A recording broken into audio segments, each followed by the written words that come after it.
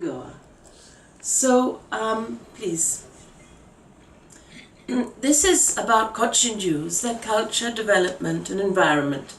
This edifice is in the village of Chenamangalam, a lush village near Cochin, this building was totally and utterly abandoned. It was like any building that you have, in one of the villages here.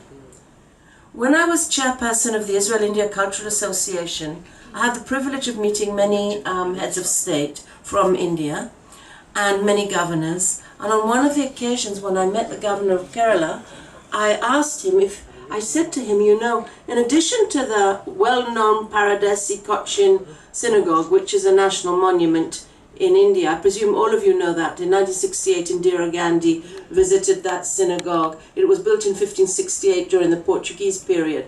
The Indian government issued a stamp in 1968 on the occasion of the quarter centenary celebration.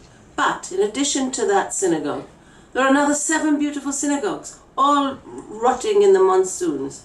Why don't you renovate it? Make it into a tourist site? Well, anyway, he didn't answer me at the time, but about 2002, by that time there were emails. I get an email saying, done it. I wasn't even sure what he'd done.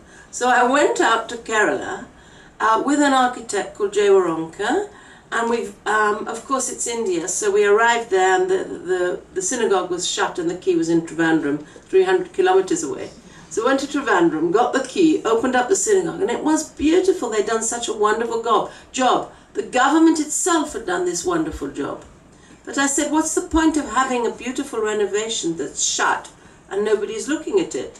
So I applied personally to a Washington foundation, and within 3 months I had made a meeting of all Cochin Jews in Israel.